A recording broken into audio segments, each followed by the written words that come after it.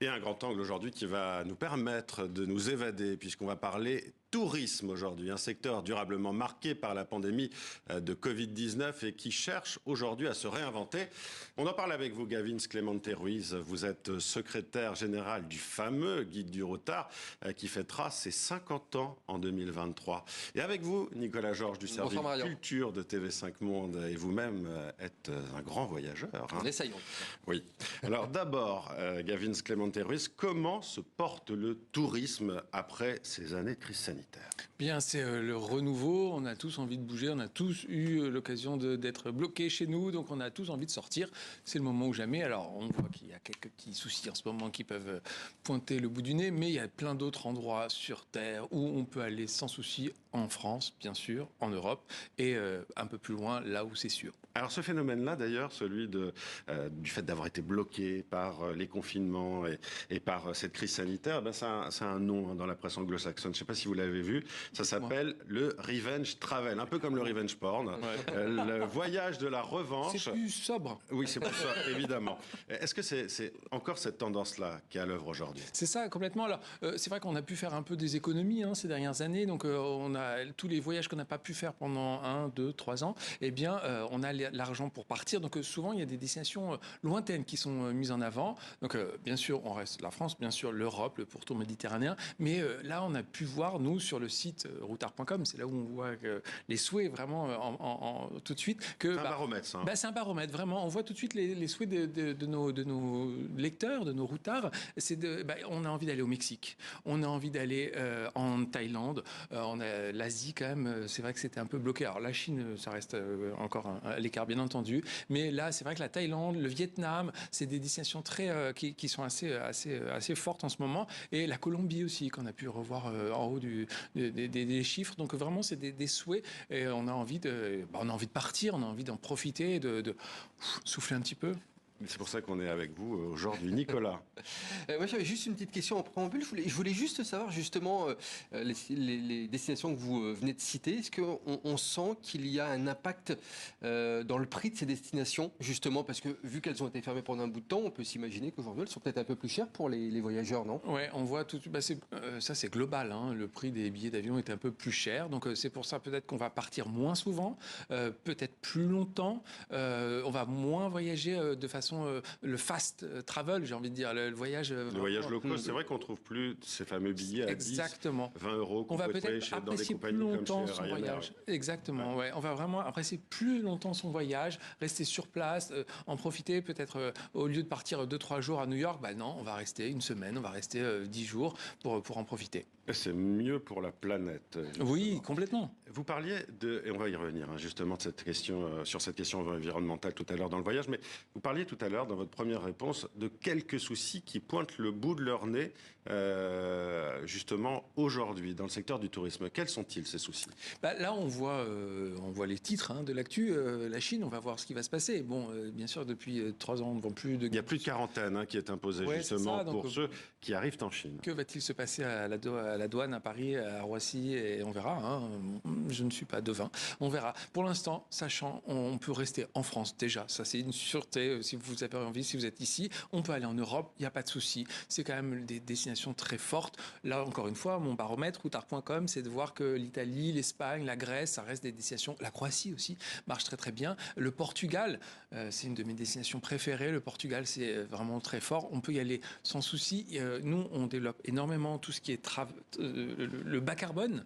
Donc, on peut y aller en train. Là, il y a la SNCF qui développe en France, Paris, Barcelone en TGV, en Inouï. Donc ça, c'est super. Alors, c'est peut-être un peu plus long, mais voilà, on prend encore le temps de voyager. Ça coûte pas trop cher pour aller. J'ai regardé l'autre jour, 90 € aller-retour. Un voyage à Barcelone, c'est génial. C'est top. Vous parliez de l'Europe. Est-ce que la guerre en Ukraine aujourd'hui a une incidence sur le secteur du tourisme ? Est-ce qu'il y a des questions justement sur votre site ? Oui, on voit. C'est clair que tous les pays limitrophes sont moins mis en avant. Puis on ne va pas se permettre de vanter des pays qui accueillent des réfugiés dans les hôtels qui sont à proximité des frontières avec l'Ukraine.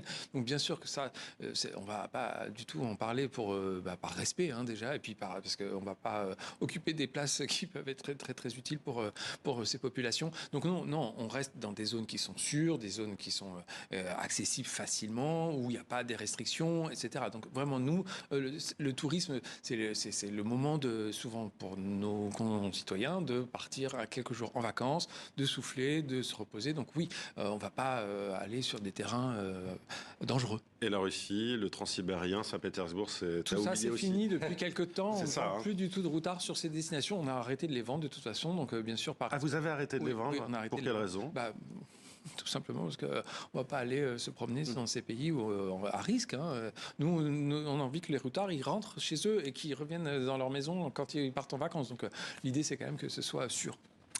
Je voulais vous poser aussi une question. Est-ce que les touristes aujourd'hui ont changé? Est-ce qu'il y a un profil plus particulier des touristes? On voit justement les Chinois là, qui se sont rués justement avec la fin de la politique zéro Covid sur les agences de voyage. Est-ce qu'il y a plus de Chinois qui voyagent? Est-ce qu'il y a aussi cette population du Moyen-Orient aussi qu'on voit plus à l'extérieur? Et le retour des Américains. Et le retour des Américains aussi. Cet été à Paris, on entendait parler, c'était Emily in Paris partout. Hein. Donc oui. Alors, pour répondre à la première partie de votre question, c'est oui, il y a une conscience écologique, vraiment, environnementale. On travaille beaucoup sur le bas carbone. On a développé en France un guide qui s'appelle les micro-aventures et expériences. En France, c'était quoi? C'est des aventures pas trop loin, pas trop chères, pas trop longtemps, pas trop loin de chez soi. Donc c'est vraiment pour profiter d'un environnement. Alors on était un peu contraint au début, mais en fait on se rend compte que c'est devenu une tendance. On a envie de profiter de son cadre de vie, et des lieux devant lesquels on passe peut-être souvent tous les jours pour aller travailler. C'est un tourisme local. Exactement. C'est combien de kilomètres par exemple, de chez soi? Franchement, c'est à 1 heure, 1h30, 3 heures de route. Ça peut être ça, hein, vraiment pas très loin de chez soi. Et souvent, on se rend compte qu'il y a des pépites à côté de chez soi et il faut en profiter. Donc on a fait un guide, les micro-aventures, ça c'est une tendance. Et surtout, on a vu aussi qu'il y avait la conscience écologique, le flic-zam, la honte de prendre l'avion. Mais oui, j'allais vous en parler justement. Est-ce qu'on arrive à une demande plus forte sur ces voyages aussi plus conscientisés? Il y a plein de gens qui disent aujourd'hui je ne veux plus prendre l'avion. Il faut le rappeler. L'avion, c'est le champion de la pollution. C'est environ 2% des émissions de dioxyde de carbone chaque année, total, ce qui est énorme. Donc il y a ça. Vous avez ces demandes-là, vous? On a cette demande dans le type de voyage. On s'est rendu compte qu'on nous demandait de construire des itinéraires plus longs au niveau des guides, des routards. Parce que quand on part, on va plus partir 3-4 jours, comme je vous le disais, mais sur un temps beaucoup plus long et peut-être moins souvent, mais un voyage plus qualitatif, moins rapide. Prendre le temps d'apprécier un cadre de vie, des expériences. On veut vivre des aventures quand on est sur place. Donc, ça va être aller manger chez l'habitant, ça va être partager un atelier, je sais pas, de céramique, de poterie, tout selon ce qui peut vous plaire, ou alors ce que vous ne connaissez pas. C'est faire aussi, là, à Chenonceau, par exemple, en ce moment, vous pouvez faire des ateliers floraux avec un des meilleurs ouvriers de France. Bon, moi, je savais pas faire un bouquet de fleurs avec un atelier. Et vous êtes allé, donc? Ouais, j'ai fait ça, c'est super. Mais voilà, c'est des petites aventures. Voir les photos. Ou alors dormir sur une île déserte. Mais j'ai fait ça avec mon fils là, mais c'était pas loin de Tours. On a dormi sur une île sur la Loire, c'était génial. On a entendu les ragondins la nuit qui sont venus nous chatouiller les oreilles, c'était super. Donc voilà, vraiment c'est apprécier le moment. Puis il y a une grande tendance également, Marian et Gavin, c'est ce qu'on appelle le cinétourisme. C'est ce que c'est, Gavin, ça, le cinétourisme. Cinétourisme, en gros, je vous le fais l'explication assez rapide. Vous voyez un pays, une ville, un monument qui vous plaît dans une série, dans un film, vous vous dites, mes prochaines vacances, je vais les passer là-bas. Voilà, ça, c'est que ça cartonne. C'est surtout lié aux séries du moment. Je vous en ai sélectionné quelques-unes. Exemple avec The Crown, dont la saison 5 est sortie cette année, qui a fait exploser vraiment les réservations d'hôtels et de vols pour le Royaume-Uni, selon le retour des professionnels eux-mêmes. Vous citiez tout à l'heure Gavin, c'est Emily in Paris. Là, Paris également, c'est la nouvelle place forte, notamment des touristes anglais, ils viennent tous à Paris en ce moment. On a également Inventing Anna. Alors là, les visiteurs, ils vont à New York, ils vont à Marrakech, 2 villes phares de la série. Et puis, White Lotus, là. Voilà. Je vois l'hôtel. The White Lotus, avec cet hôtel, Marion. Exactement, je vois que vous êtes un connaisseur. Cet hôtel en Sicile de la série The White Lotus. Alors ça, c'est un véritable carton également. Excellente série, effectivement. Et puis il y a un pays vraiment qui fait rêver les cinéphiles depuis toujours. la Nouvelle-Zélande, vous imaginez. Là-bas a été tourné par exemple Le Seigneur des Anneaux, La Leçon de piano ou encore Jurassic Park. Et pour beaucoup de cinéphiles, eh bien, c'est la destination voyage par excellence. C'est un peu loin pour beaucoup. C'est très loin. Mais c'est très loin. Voilà, c'est ceux 24 heures de vol. Voilà. Mais pour ceux qui aiment le cinéma, en partant de Paris. En partant de Paris. Ouais, voilà. Bien sûr, quand on sur une est chaîne ailleurs, monde. sur une autre partie du continent, bien sûr, ça va beaucoup plus vite. Bon, moi je voulais revenir aussi à une question sur l'environnement. On voit, vous le disiez tout à l'heure, que les pratiques changent, qu'il y a une demande aussi des voyageurs aussi pour avoir un bilan carbone moins important. Moi, la question que je me pose, c'est est-ce que ces bateaux de croisière immenses qu'on voit notamment en Méditerranée, c'est des immeubles sur l'eau qui sont ravageurs sur le plan environnemental, est-ce que ça, pour vous, vous qui êtes un professionnel du tourisme, est-ce que c'est appelé à durer ça? Eh bien, ça, j'avoue que je ne sais pas. Mais en tout cas, nous, notre réponse au routard, c'est que quand on a vu ces images de Venise prise d'assaut par ces bateaux, certes, alors c'est un tourisme, on va pas dénigrer ce genre de tourisme. Pourquoi pas? Si les gens aiment ça, tant mieux. Pourquoi pas? Ils peuvent le faire. Mais nous, on s'est dit, au routard, c'est pas notre philosophie du voyage. Donc, on a créé à ce moment-là le pas de côté. Ça nous a donné cette idée. C'était, admettons, on va tous place Saint-Marc, mais à côté, dans la petite ruelle, il y a une église qui est superbe, où personne ne va. Donc, on s'est dit, bah voilà, on va mettre ça en avant dans tous nos guides, dans tous nos routards, c'est de se dire qu'il y a un pas de côté possible. Et je pense que le pas de côté dans le tourisme, c'est quelque chose d'assez flagrant et c'est vraiment nous notre philosophie au routard. Est-ce que c'est encore possible aujourd'hui, honnêtement, ce pas de côté? Carrément, mais alors, oui. Complètement, Marian. Je vous jure, vous allez n'importe où, vous pouvez faire... à Venise, là, je vous jure, je vous emmène, on va sur la place Saint-Marc et on va prendre une petite ruelle et vous allez voir une église absolument magnifique. On où il y a aller sur l'île de la Giudecca aussi. On est juste à côté. Et à côté, il y a 5000 personnes qui sont là et on peut vraiment s'amuser. Et ça c'est la force du routard, c'est la force des guides, c'est de vous emmener là où vous n'iriez peut-être pas. Bon, ben justement, on va parler du routard aussi, parce que Nicolas, il a retrouvé quelque chose. Une couverture assez incroyable, puisque vous fêtez vos 50 ans. Exactement, on va commencer l'année prochaine, donc dans 3 jours, en gros. Nicolas vous a retrouvé donc une couverture. Ben, c'est la toute première. La toute première. C'est pas celle-là, mais c'est celle-là. Regardez. Elle est belle, hein? 1973. Alors moi, j'ai la chance de l'avoir à la maison. Je l'ai dénichée dans une brocante. Quel chanceux! Gardez-la, Nicolas. Gardez-la. Elle coûte très très cher. Mais c'est génial comme guide de 1973. En fait, c'est quasiment les pays du monde entier. Mais il n'y avait pas un pays en particulier. Mais il n'y avait pas un pays en particulier. Et surtout, ça nous prenait la main de A à Z. Vous partiez d'un endroit dans Paris, vous deviez faire du stop, vous arriviez dans tel port où il fallait prendre un bateau stop. Après, vous alliez là, vous faisiez de l'avion stop. C'était génial comme livre. C'est innovateur, c'est Philippe Louhagen, notre fondateur, notre directeur, que j'embrasse d'ailleurs, qui doit nous regarder à Rome en ce moment. Et en fait, eh bien, c'était son idée, c'était sa Bible, une Bible, c'est vraiment ça. Il a donné tous ses tuyaux quand il est parti sur la route des Indes, et ensuite il a tout rassemblé. Et cette route, elle est magique, et ce guide, il est magique. Et justement, le routard. Le nom le disait bien, c'était voyager pour pas cher, le système D, les bonnes combines et tout ça. Est-ce que vous êtes un peu embourgeoisé quand même? Ou les clients, ou ceux qui vous achètent le sont je crois que voilà, vous avez répondu. Nos clients, ceux qui avaient 18 ans en 73, eh bien, ils ont un peu vieilli. Et puis, on a accompagné les enfants, les petits-enfants et peut-être les arrière-petits-enfants. Et j'espère encore plus, on verra dans les années à venir avec nos fameux outils, les smartphones, on verra comment on va renouveler un peu. Pour les jeunes d'aujourd'hui avec pas trop de sous, justement. C'est complètement l'objet idéal parce qu'on s'amuse à toujours aller dans des auberges de jeunesse. On va aller, on met en avant le bus. Là aussi, on a une conscience écologique. On se rend compte. Ce qui pouvait peut-être être un peu à un moment daté dans certains guides, maintenant, on voit qu'il y a un vrai besoin de voyager en bus, en vélo aussi. On a mis tout ce qui est partage, autopartage, tout ce qui est van électrique ou alors tout ce qui est. J'aime bien ce rétrofit là, ces nouveaux mots, c'est transformer les véhicules électriques, thermiques en électriques. Donc voilà, tout ça, on le met en avant dans les guides. Et oui, on est à fond dans cette nouvelle idée du voyage qu'on essaye de tout le temps renouveler. On peut faire le tour du monde aujourd'hui sans prendre l'avion ? Je pense que oui. Ouais. J'avais fait le calcul justement pour aller au Vietnam depuis la France. Il fallait plusieurs jours, mais pourquoi pas en train? Oui, on peut le faire en train. Et puis à pied. Oui, Australie et Nouvelle-Zélande, un peu compliqué. On prendra le bateau, ce sera sympa. Bon, il y a aussi d'autres voyages importants, Nicolas, des voyages qui permettent de faire la fête, et puis aussi d'apprendre plein de choses. Puis après, un petit peu de culture, effectivement.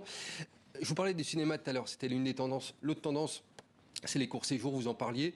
On va faire une expo, mais on va pas que à l'expo ou que au spectacle, etc. On va faire 3-4 jours dans une destination. Et bien justement, je vous ai sélectionné 3 événements où vous allez vous faire un petit week-end en Europe, éventuellement si vous le voulez, Marion, sur des expos qui sont hyper intéressantes. Allez, pour la première, je vous emmène à Vienne où il y a une expo Harry Potter. Ça se passe au Metastadt de Vienne avec des costumes et des accessoires originaux, ainsi que des installations ultramodernes pour tous les fans d'Harry Potter. Et après, vous faites quelques jours, bien entendu, dans magnifique ville d'Autriche. Voilà, ça, exposition qui vient à Paris dans pas longtemps. Je et le qui vient sais, à Paris, j'ai un garçon de 8 ans. Voilà, il est au Exactement. courant. Donc voilà pour cette superbe expo Harry Potter, c'est jusque fin mars prochain. Autre expo, je sais que vous y avez été, Gavin, Johnny Hallyday à Bruxelles. C'est Génial. jusqu'au 15 juin prochain, un hommage unique à l'un des plus grands rockers que l'on connaît. Donc là aussi, quelques jours à Bruxelles, et en même temps, vous allez faire cette belle expo Johnny Hallyday. Et puis, alors ça, c'est mon coup de cœur. Mon coup de cœur, on part en Islande pour le Lava Show. C'est une expérience unique au monde où les visiteurs, en fait, peuvent approcher une véritable coulée de lave en fusion. Il y a 2 villes qui le proposent, Reykjavik, la capitale, et Vik, qui est à 190 km de Reykjavik. Très belle ville aussi avec une plage noire de galets noirs. Exactement, super J'adore. ville. Mais alors cette expo, ce spectacle plutôt sur la lave en fusion en Islande, ça c'est génial. Pourquoi je vous parle de ça, c'est que souvent on se dit, on va voir les expositions à côté de chez nous, mais voyager également pour aller voir les expositions qu'il y a dans les autres pays. C'est aussi ça un but du voyage, c'est d'aller voir ce qui se passe ailleurs aussi au niveau culturel, au niveau des fêtes. Oui. Le tourisme culturel, c'est génial, hein, c'est ce qu'on fait tous les jours. Il y a une question que je me posais aussi en vous parlant. Le guide du routard, il est vendu aussi à l'étranger, il est traduit. Oui, alors on a des éditions en italien. C'est Il Viaggiatore, on a la version espagnole, Trotamundos, et aussi dans le pays flamand, on est en trotteur. Et pas en anglais, donc. Mais non, Trop parce de concurrence. on a avec- des concurrents et amis qui sont très très bons sur le sujet, et donc ça va, chacun a son. Et vous territoire. vendez bien dans ces On langues-là? vend très très bien. Bon, vous êtes venu avec un livre aussi, donc, Oui. puisque c'est votre Regardez. anniversaire l'an prochain, une moitié de siècle pour le routard.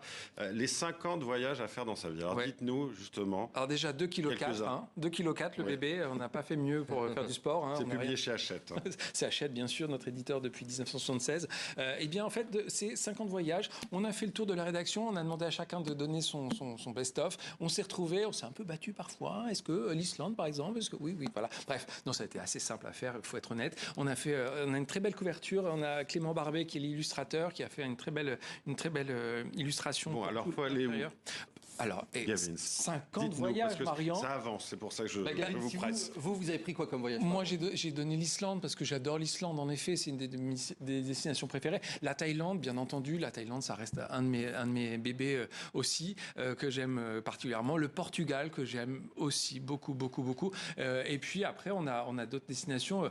Chacun y est allé de ses choix. On a le Kilimandjaro. On a vraiment... J'ai envie de dire, il y avait plein de gens sur les réseaux qui me disent on va poser 50 années de congé pour les années à venir. Bref, c'est vrai qu'il y a le choix, on peut vraiment s'amuser. Et surtout, tout est indiqué. Comment faire, quand y aller, est-ce qu'il y a des tarifs, des itinéraires. C'est hyper bien fait. Esprit routard, donc. Complètement, avec des photos, ce qui est assez rare aussi au routard, c'est nouveau. Des très très belles photos. Si vous avez envie de faire un cadeau, c'est l'occasion jamais d'en profiter. Vous l'avez bien vendu. Merci Gavin Clémenteris d'avoir été avec nous. Merci à vous. Merci Nicolas Merci, Georges Mario. également.